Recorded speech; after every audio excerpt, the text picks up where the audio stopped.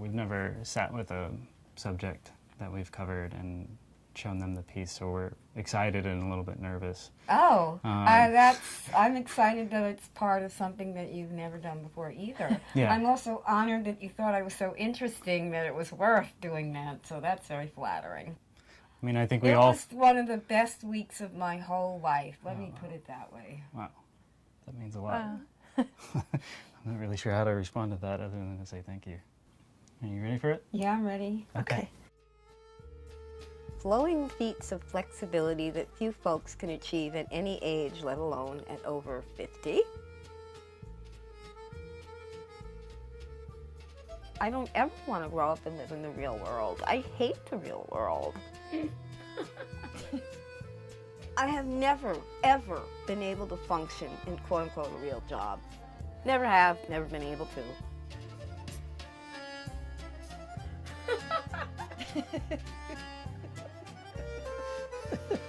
That's great. I hated not performing. I couldn't even go out and watch other people perform. It took me 15 years to realize that I could reinvent myself.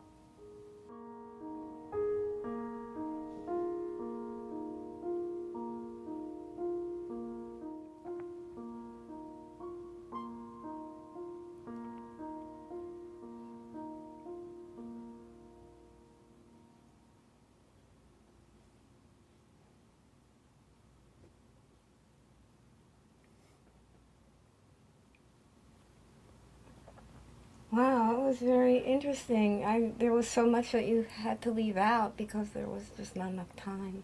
Mm. Like what? What do you... Oh, I was hoping there would be a little bit more about my multi-interests, you know, where I talk about science fiction and fantasy and cats and anthropology and archaeology and ecology and all those different things. Yeah. You know, one of the things that we're always really concerned about is whether or not we were fair to someone, and we never know. And do you think we were fair to you?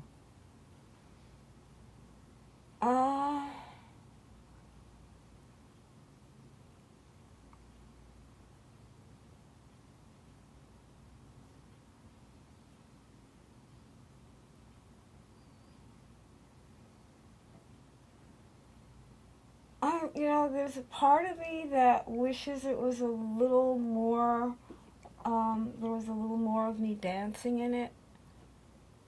Are there parts of the film that stand out to you that you thought were... Well, I think that people will definitely get it, that I'm a really a reclusive eccentric when I'm not performing. That's pretty obvious. Do you think that was fair? Yeah, I do. That's one of the reasons why I'm so alone. Just people just find me too weird. I think that's one of the things that we all really liked about you, you know, like, it's an honest intensity. You are an artist and you are really intense about what you do, and that is a focus of your life.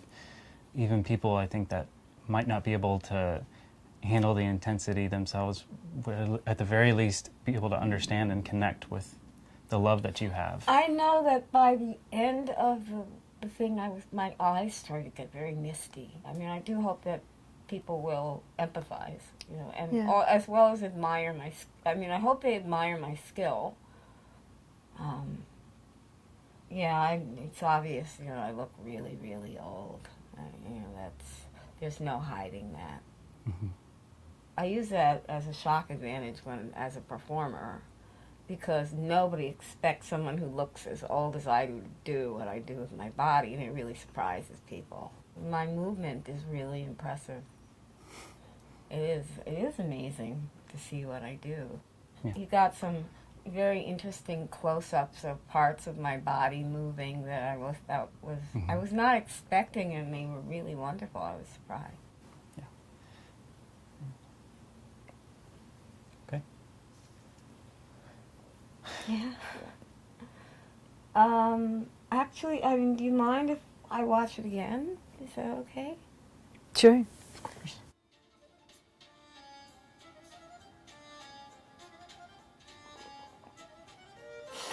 This is great.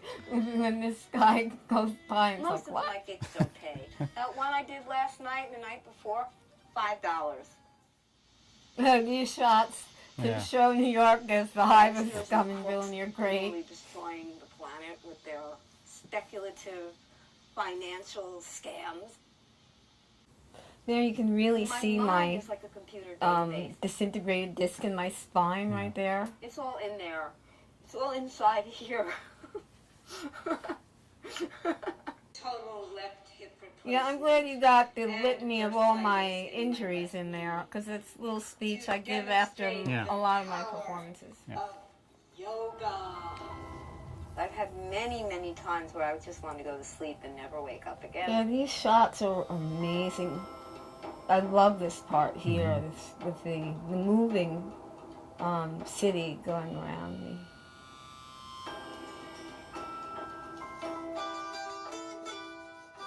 Yeah, well, it's obvious that this music was not what was being played there. Okay. But it sounds so perfect. I mean, it fits my movement, what I'm doing there, so perfectly. That part made me want to cry. It is a bit of a downer to end that way, but it is true. I mean, it is the truth about my life. Yeah. But what I'm afraid that might frighten a lot of people off. I mean, after that downer ending, nobody is going to want to hire me to perform in their shows. Yeah. The way that we felt about it was that was one of the things that I think people can connect with. I think we can all connect to the fear that we're gonna, that we don't have anybody to take care of us. While every story is different, we're often looking for those elements within the story that anyone can relate to. I can relate to feeling lonely and some of the sentiments that you expressed in the piece, and so we look for those pieces. I hope also a lot of people will relate to that terrible rejection by their parents, because I know a lot of people feel like their parents never loved them. Yeah, exactly. And I think what's so wonderful about your honesty and your candor is that people who maybe, who feel the same way but aren't, they'll be able to connect with that. I was curious about the pieces within the video that you felt people would watch that and say, oh, here's someone who's strange or eccentric. I mean, there's just no hiding it. It just radiates.